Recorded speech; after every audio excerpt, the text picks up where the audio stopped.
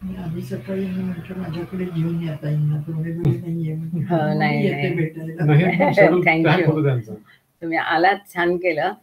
कारण इथे तुम्ही आमच्या गावात येऊन आम्ही तुम्हाला भेटलो. नाही, तुमची आठवण काल आलो का आम्ही तिथे, काल ममताकडे आलो होतो, ममताला मी शुक्रवारी जाऊन 2 तास ममताजवळ होते. आम्ही गेलो शनिवारी. आपण मला 2 तास आपण. बरं, आता आपण सुरू करूया. वेळ झालेली आहे, आपण सुरू करूया. नेहमी मला सांगणारे लोक नाही आज सांगायला दिसत, हरकत नाही. अवतार मेहर बाबा की जय, अवतार मेहर बाबा की जय, अवतार मेहर बाबा की जय. प्रियतम मेहर प्रभू, आमच्यामध्ये आपण आम्हा सर्वांना आपल्या दर्शनाचा, सहवासाचा आनंद द्यावा आणि आमचं मार्गदर्शन करावं, हीच आपल्या चरणी प्रार्थना. थँक्यू बाबा. जय बाबा. हे प्रियतम परमेश्वरा, तुझ्यावर अधिकाधिक प्रेम करण्यासाठी आम्हा सर्वांना तू सहाय्य कर. अधिक, आणखी अधिक व त्याहूनही आणखी अधिक प्रेम करण्याकरता, इतकं की तुझ्याशी एकरूप होण्यास आम्ही पात्र व्हावं व तुझ्यावरील आमचं प्रेम वृद्धिंगत व्हावं, यासाठी आम्हास तू सहाय्य कर. आणि प्रियतम बाबांचा दाम अगदी अखेरच्या क्षणापर्यंत व अगदी अखेरच्या क्षणी देखील आमच्या हाती घट्ट राहावा, यासाठी आम्हास तू सहाय्य कर. अवतार मेहर बाबा की जय, अवतार मेहर बाबा की जय, अवतार मेहर बाबा की जय. सगळ्यांना प्रेमपूर्वक जय बाबा. नागपूर वरून आजचं लेक्चर श्री सुरेश खुजे, जय बाबा, नागपूर यांच्या घरून होत आहे. रीडिंग चालू करूया आपण. सत्याचे जीवनाच्या सर्वोच्च पदी, लाईफ ॲट इट्स बेस्ट, जे मराठी भाषांतर आहे ते आपण वाचत आहोत. आणि त्याच्यामध्ये अंतिम ध्येय आत्मसाक्षात्कार आणि त्याची प्राप्ती, हा नवीन चॅप्टर आपण गेल्या वेळेला सुरू केला होता. आणि त्यात पहिलाच तो चॅप्टर आहे श्रद्धा ठेवा, की माझ्याकडून चुकीचं होईल की नाही, बरोबर होईल की नाही, माझे संस्कार कसे कमी होतील, दोन्ही संस्कारांचा मी बॅलन्स कसा करेल, ह्या सगळ्या गोष्टींनी निराश व्हायचं नाही. तर तुम्ही श्रद्धा ठेवा की बाबा तुमची मदत करतील. असा एकंदरीत ह्या मागच्या वेळी ह्याच्यावरती थोडी चर्चा झाली होती, बरीच चर्चा झाली होती. आणि म्हणून गेल्या वेळेसचा एक पॅरेग्राफ मी परत एकदा रिपीट करते आणि मग आपण पुढचा पॅरेग्राफ घेऊ. आपण पान नंबर 26 वर आहोत. बाबा सांगतायत की मानसिक आणि इतर प्रकारची अस्वस्थता, असुरक्षिततेची भावना, ही सगळी ह्या युगाची चिन्ह आहेत. आणि मानवामध्ये युद्ध, द्वेष, भीती, हे सगळ्या अंधारात माणूस जणू काही गडप होऊन गेलेला आहे. पण ह्या सगळ्या परिस्थितींनी खचून जायचं नाही, निराश व्हायचं नाही. आणि त्या संदर्भात बाबा पुढे असं म्हणतायत की तरी देखील मी धीर देतो की निराश होऊ नका, श्रद्धा ठेवा. आपल्याला काळजी करायची गरज नाही. बाबांनी जी मूल्य दिलेली आहेत त्या मूल्यांप्रमाणे जर आपण चाललो, आपण त्यांचं जर पालन केलं तर ते आपला बेडा पार करतील, हे त्यांनी ॲश्युरन्स दिलेलं आहे वेळोवेळेला वेगवेगळ्या प्रकारांनी. आणि creation and causes, the boys, ही पुस्तकं वाचताना बाबांची ती 34 लेक्चर आपण वाचली आणि त्या प्रत्येक लेक्चरच्या शेवटी बाबांनी काही ना काही टिप दिली. आणि असं जर तुम्ही केलं की माझं सतत स्मरण करा, माझ्याबद्दल विचार करा, ह्या प्रत्येक वेळेला बाबांनी सांगितलं की एवढंच तुम्ही करा, बाकी चिंता करू नका आणि मी तुम्हाची मदत करेल, हे बाबांनी सांगितलेलं आहे. त्या संदर्भात एक शेवटचा पॅरेग्राफ वाचू आणि मग पुढे सुरुवात करूया. स्वार्थ आणि सत्ताभिलाषा ही मानवाला पशुवृत्तीकडे खेचत असतात. हे पशुत्व त्याला मानव जन्म प्राप्तीपूर्वीच्या उत्क्रांती काळात आपोआप मिळालेले असते किंवा अनेक नरजन्मात सत्याचा चुकीच्या मार्गाने शोध करून त्याने पैदा केलेले असते. परंतु तो मूळ स्वरूपाच्या व उत्पत्तीच्या दृष्टीने ईश्वरच असल्याने सत्याची कधीही न विझणारी ज्योत त्याच्या अंतःकरणात तेवत असते. की चुका होतील, पुन्हा सावरायचं. जसं लहान मूल नवीन नवीन चालायला लागतं, लडखडतं, गडबडतं, पडतं, पुन्हा उठतं आणि चालायला लागतं.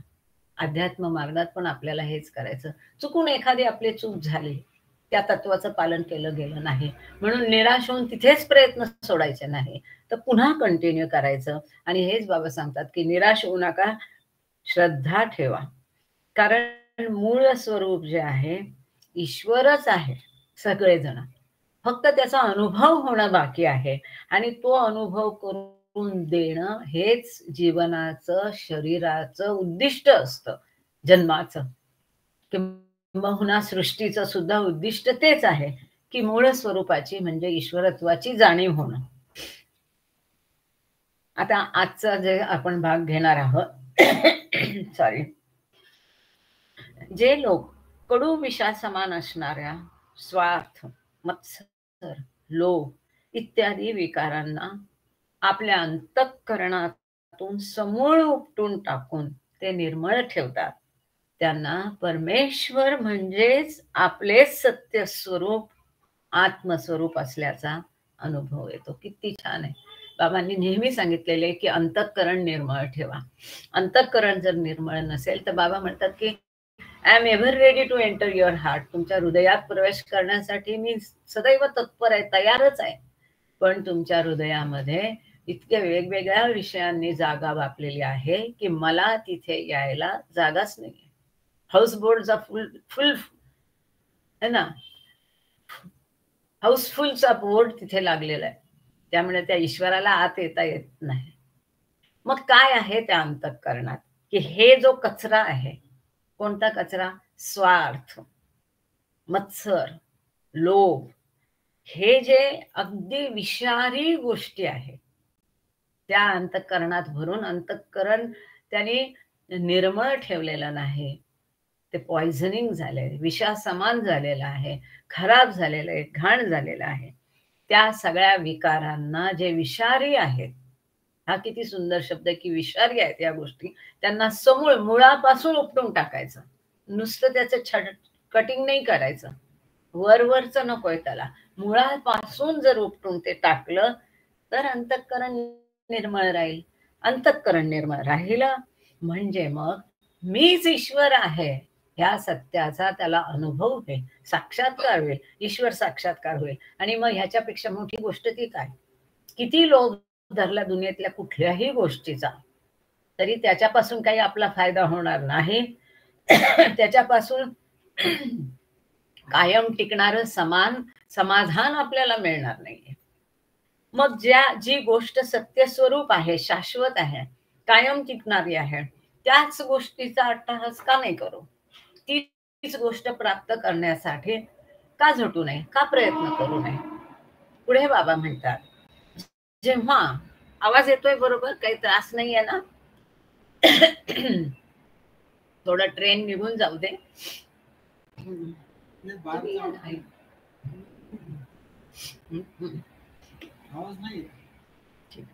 जेव्हा तुम्ही परमेश्वराला शोधून काढता व त्याचा साक्षात्कार करून घेता, तेव्हा अहंकार आपल्या असंख्य रूपांसह सूर्यापुढे धुके वितळून जावे त्याप्रमाणे नाहीसा होतो.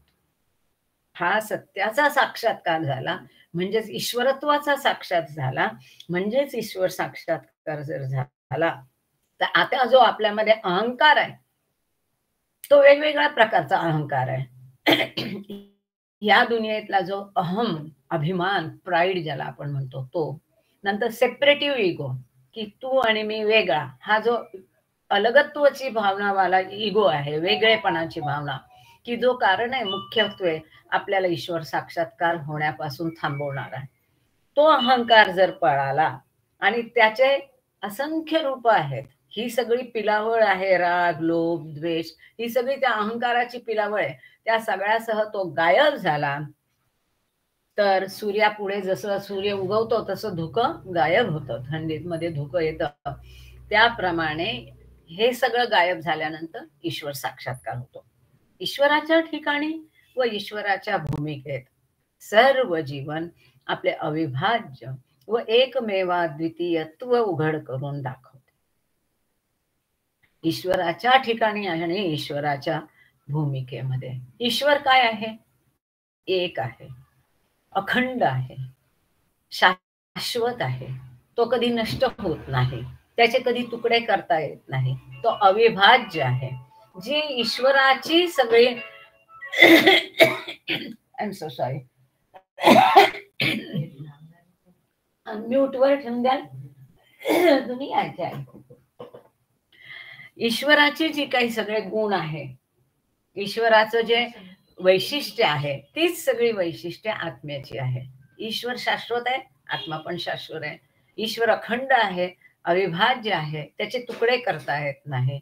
त्याचप्रमाणे आत्मा सुद्धा अविभाज्य आहे, त्याचे तुकडे करता येत नाही. तोही शाश्वत आहे, तो कधी नष्ट होत नाही. ईश्वर अमर्याद आहे, आत्मा सुद्धा अमर्याद आहे. का? कारण आत्मा हा परमात्म्याचाच अंश आहे, परमात्म्याचाच भाग आहे. आणि म्हणून परमात्म्याचे सगळे गुण वैशिष्ट्य आत्म्याचे पण गुण वैशिष्ट्य आहे. मुद्दाम तुम्हाला पण इथे दिसेल म्हणून बोलवले. खुजे भाऊंच्या आई आहेत. ईश्वराच्या ठिकाणी व ईश्वराच्या भूमिकेत सर्व जीवन आपले अविभाज्यत्व, सगळं जीवन आहे तिथे मग ते शाश्वत आहे. ईश्वरत्वाच्या ठिकाणी जे जीवन आहे किंवा ज्यांना ईश्वर साक्षात्कार झाल्यानंतर ते स्वतःला ईश्वरामध्ये स्थापित करतात, तेव्हा त्यांच्यासाठी सगळं जीवन हे शाश्वत असतं. अमर्याद आनंद, अमर्याद शक्ती, अमर्याद ज्ञान सगळं त्यांना प्राप्त होतं.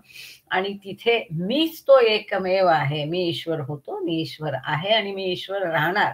एकमेवा द्वितीय, तिथे अद्वैत आहे. तिथे तू आणि मी असं द्वैत भाव नाही, द्वंद्व चांगलं वाईट असा पण भाव नाही. अद्वैत म्हणजे एकटा, एकमेवा अद्वितीय, की ह्याच्या सारखा हाच म्हणजे एकच परमेश्वर, हा भाव तिथे मग त्याचा अनुभव येतो. त्यामुळे मानवी व इतर प्राणी देहांशी तादात्म्य पावल्याने जाणवणारी निराळेपणाची भावना म्हणजे एक आभास वाटू लागतो. आता कसं आपण तुम्ही आम्ही वेगळे आहे, तू वेगळा मी वेगळा, मी स्त्री तू पुरुष, किंवा असे सगळे भाव वेगळेपणाचे असतात. हे सगळे भाव तिथे जातात जेव्हा ईश्वरत्वाची जाणीव येते, अनुभव येतो, ईश्वर साक्षात्कार होतो. त्यावेळे हे सगळे जे द्वैत भाव आहेत ते म्हणजे हे एक आभास वाटू लागतात. खरं नाही आहे, खोटं आहे, याची जाणीव तिथे होते. ईश्वरी जीवनातील सत्य म्हणजे केवळ आशा बाळगण्याजोगी गोष्ट नव्हे, तर प्रत्यक्ष वस्तुस्थिती आहे. हा, कधीतरी मी ईश्वर होईल, कधीतरी मला ईश्वर साक्षात्कार मिळेल, हे फक्त it is not a hopeful situation. फक्त आशा बाळगण्यात नाही, तर हे वास्तव आहे, सत्य आहे. आणि हेच फक्त खरं आहे. हे जीवन आपल्याला दिलंय, हा देह आपल्याला दिलाय, तो केवळ ईश्वर साक्षात्काराची प्राप्ती व्हावी ह्या दिशेने प्रयत्न करण्यासाठी, की प्रत्येक जन्मात आधीच्या जन्मातले कर्म वापरून संपून अनुभव घेऊन संस्कार नष्ट करायचे आणि आपली जी चेतना आहे ते अधिकाधिक प्रगल्भ करून मानवी चेतना शेवटी दैवी चेतना होण्यासाठी हा जन्म आहे, हा देह आहे. म्हणून पुढे बाबा सांगतात, तुम्ही श्रद्धा ठेवा म्हणजे तुमचा उद्धार होईल. म्हणजे श्रद्धेला किती मोल आहे.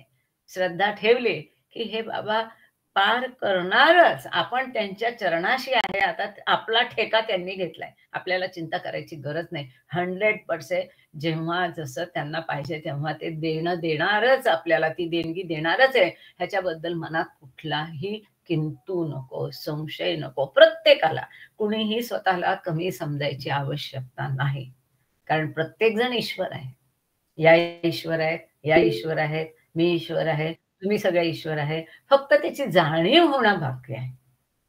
मग ही जाणीव झाल्यानंतर ती जाणीव होणारच आहे, तो करूनच देणार आहे. कारण अवतार जो घेतो ईश्वर, मनुष्य रूपात येतो, अमर्याद असून मर्यादेत स्वतःला बांधतो, निर्गुण निराकार असून सगुण साकार होऊन येतो. तो केवळ आपली आध्यात्मिक मदत करण्यासाठी येतो. केवळ आपल्याला भौतिक सुख देण्यासाठी तो येत नाही. त्याचा एकमेव उद्देश आध्यात्मिक आध्यात्मिक मदत करण्याची असतो. आणि म्हणून बाबा म्हणतात की श्रद्धा ठेवा म्हणजे तुमचा उद्धार होईल. प्रेम करू लागा म्हणजे तुमच्या मूळ ईश्वरी स्वरूपाला झाकून टाकणाऱ्या क्षुद्र वासनांचा गुलाम बनलेल्या हीन आणि संकुचित अहंकारावर तुम्ही मात कराल. अतिरेकी स्वार्थ समाधानाने नव्हे तर सततच्या स्वार्थ त्यागामुळे सर्व आत्म्यांचा आत्मा जो परमात्मा त्या शोधून काढणे तुम्हा शक्य होईल. स्वार्थीपणाच्या मागे लागलात, मी, मला, माझं माझं, कधीही तो ईश्वर साक्षात्कार अजून दुरावला जाईल. तो परमात्मा शोधून काढायचा का? तो आपल्या आतच आहे, बाहेर कुठे त्याला शोधायची गरज नाही. पण जसं आधीच सांगितलं की ते अंतःकरण शुद्ध निर्मळ झालं पाहिजे, तेव्हा त्याच्यातला परमात्म्याचा आम्हाला अनुभव होईल. तो प्राप्त करायचा म्हणजे बाहेरून कुठून आणायचंच नाहीये. आम्ही स्वतःच परमात्मा आहेत, फक्त त्याची जाणीव आपल्याला व्हायला पाहिजे. आणि ती जाणीव कधी होईल? निस्वार्थ भाव ठेवला तर. त्याचप्रमाणे संकुचित अहंकार, जो प्राईड असतो, इगो असतो, त्याच्यावरती मात करायला शिकलं पाहिजे. जे क्षुद्र वासना आहेत त्या वासनांचे गुलाम झालेलो असतो आपण. छोट्या मोठ्या कुठल्याही वासना, अगदी त्या ईश्वर स्वरूपाला ह्या अशा क्षुद्र वासना झाकोळून टाकतात. त्या वासनांचं गुलाम झाल्यामुळे ते ईश्वरत्व आमच्यातलं झाकोळलं गेले. जसा आरसा असतो, आपण जर त्याच्यात स्वतःला बघितलं तर आपण स्वतःचं प्रतिबिंब त्यात बघू शकतो. पण त्याच आरशावर जर धूळ साचलेली असेल, भरपूर धूळ असेल, धुळीची पुटावर पुटं असते, तर आपल्याला आपलं प्रतिबिंब आरशात दिसेल का? नाही. अगदी त्याचप्रमाणे आपण ईश्वर आहे, पण हे जे वासनांचे गुलाम आपण झालेला आहे, हा जो अहंकार आपल्यात आहे, हा जो स्वार्थभाव आपल्यात आहे, त्या सगळ्यामुळे आपलं अंतःकरण झाकोळलं गेलेलं आहे त्या धुळीच्या आरशाप्रमाणे. आणि म्हणून स्वतःच्या ईश्वरत्वाला आपण ओळखू शकत नाही, जाणू शकत नाही, अनुभवू शकत नाही. आता पुढचं आहे समाधान आणि आनंद. अत्यंत महत्वाचं, सुंदर. त्याआधी प्रशांत सबनीसांचा हँड रेज होत आहे. तुम्हाला काही विचारायचंय का प्रशांत सबनीस? विचारायचं असेल तर तुम्ही चॅटवर टाकून ठेवा, तोपर्यंत पुढचा पॅराग्राफ घेतो. किंवा हँड रेज, हा, तुम्हाला काही विचारायचं असेल तर विचारा. जय बाबा.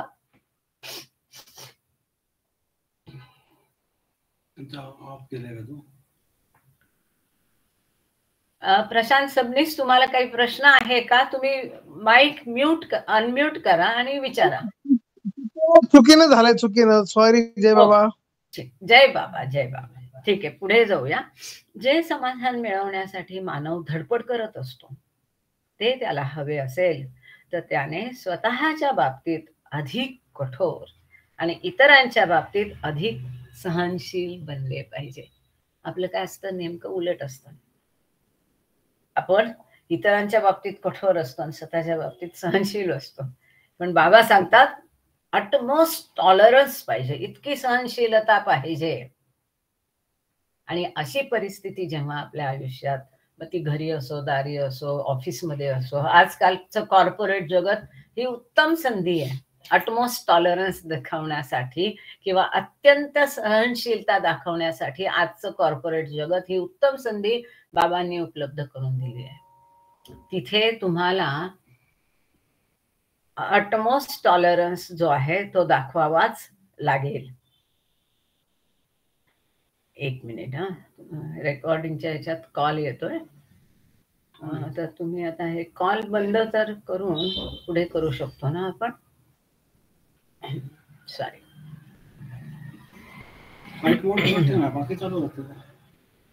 जे समाधान मिळवण्यासाठी मानव धडपड करत असतो, ते त्याला हवे असेल तर त्याने स्वतःच्या बाबतीत कठोर. आता स्वतःच्या बाबतीत अधिक कठोर असं का म्हटलंय? कारण बाबांनी सांगितलं निस्वार्थ सेवा. स्वतःला त्रास झाला तरीही इतरांची मदत करायची. जसं आता हे खुजे भाऊ इथे बसलेले आहे. आता आम्ही 2 दिवसापासून बघतोय की स्वतःच ताण भूक विसरून रजा बिजा, मुंबईत तर कोण कोणासाठी घरच्यांसाठी लवकर रजा टाकत नाही. आज त्यांनी रजा पण टाकली. आम्हालाही ते म्हणे राजा टाकतो. म्हटलं तुम्ही राजा टाकणार असाल तर आम्ही तुमच्या घरी येणार नाही, कारण ड्युटी फर्स्ट बाबा सांगतात, आपल्यामुळे त्रास दुसऱ्यांना झाला नाही पाहिजे. पण आज ममताचं कळल्यानंतर सुरेश भाऊनी सुट्टी टाकली. संध्याकाळच्या 4 पर्यंत जेवलेही नाही आणि जे काही मदत हवी असेल, म्हणजे बाबांनी जे सांगितलं की इतरांना मदत करताना निस्वार्थ भावनेने, त्याच्यात त्याची अहम नाही, त्याचं काही कुठे श्रेय घेणं नाही, स्वतःला त्रास झाला तरी स्वतःला कष्ट होऊनही जो दुसऱ्यांची मदत करतो. आपली मदत कशी असते, लाईक आम्ही मुंबईतले लोक स्वतः आधी बसणार, मग 4th सीट राहिली तर दुसऱ्यांना देणार, अशी मदत असते. अशी ही निस्वार्थ सेवा नाही. तर बाबा सांगतात की स्वतःच्या बाबतीत अधिक कठोर, की मला उभं राहिलं तरी चालेल बाई, तू बस, म्हणून जर उठून जागा दिली तर ते एक उदाहरण सांगता येईल. आणि इतरांच्या बाबतीत सहनशील, तर त्याने आपल्याला त्रास देऊ, शिव्या देऊ, अपमान करू, काही कष्ट दिले, काही त्रास केला, बऱ्याचदा हल्लीच्या युगातलं हे एक वैशिष्ट्य, जसं आधीच्या पॅरेग्राफ मध्ये आपण बघितलं, मत्सर, द्वेष, कारण असो नसो. आणि मग हे जे मत्सराचं विष आहे महाभयंकर आहे. मग ती व्यक्ती आपल्याला काही त्रास द्यायचा प्रयत्न केला तरी आपण सहनशील राहायला पाहिजे. आणि जेव्हा आपल्याला हे जमत नाही, त्रास होतो, पण ज्या ज्या वेळेला आपल्याला असं वाटतं की अरे आणखीन हे किती त्रास देते, आपल्याला राग येतो त्या व्यक्तीचा, आणि मग ते विषातून विष कसं पसरलं जातं, द्वेषातून द्वेष कसा पसरला जातो. पण तीच वेळ असते की स्वतःला जाग करायची. मग बाबांचे शब्द आठवायचे. बाबांनी सांगितलं शो अटमोस्ट टॉलरन्स, आणि हा शब्द बाबांचा नुसता आठवला जरी की अटमोस्ट टॉलरन्स, की आपल्याला धीर येतो आणि आपल्याला त्या व्यक्तीला सहन करणं, ती परिस्थिती सहन करणं जमतं. बाबा आपली तिथे मदत करतात. तर बाबांनी सांगितलं की स्वतःच्या बाबतीत कठोर व्हा, इतरांच्या बाबतीत सहनशीलता, मृदुता, प्रेम हे अंगी बाणा.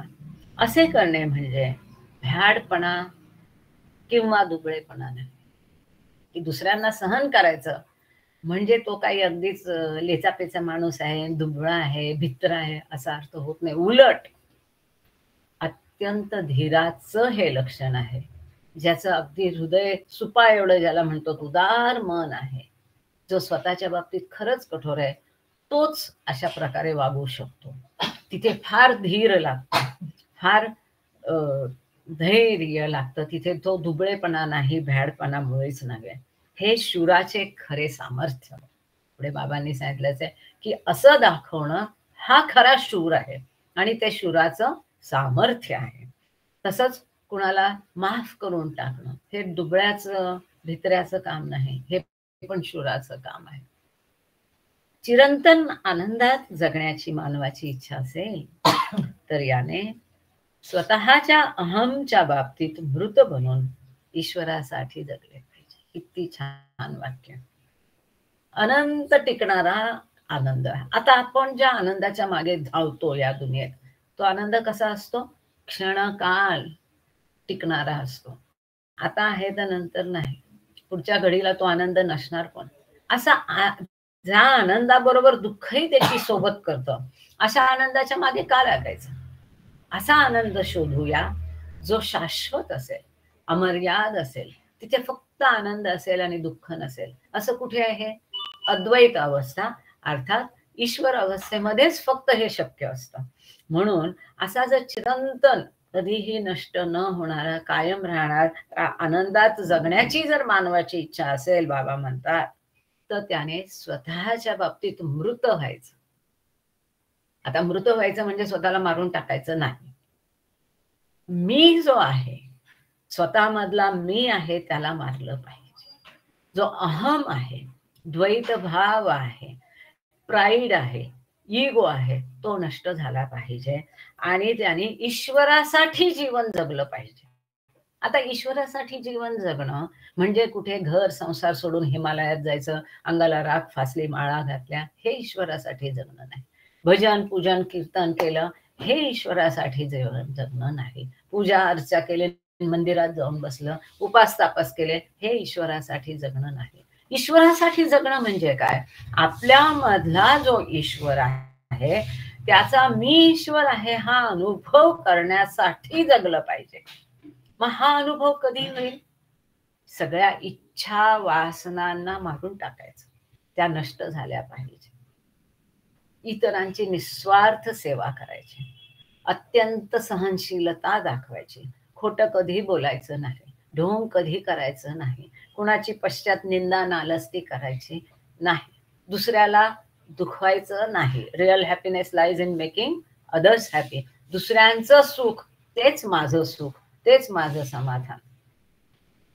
त्यांना दुखवून काहीही मिळत नाही. असं जेव्हा जीवन तो जगेल, म्हणजे जे बाबांनी पश्चाताप प्रार्थनेत दिलेलं आहे, ज्याच्यावर तुम्ही प्रेम करू शकत नाही त्याच्यावर तुम्ही प्रेम करू लागा, म्हणजे तुम्ही ईश्वरावर प्रेम केल्यासारखं आहे, असं बाबा सांगतात.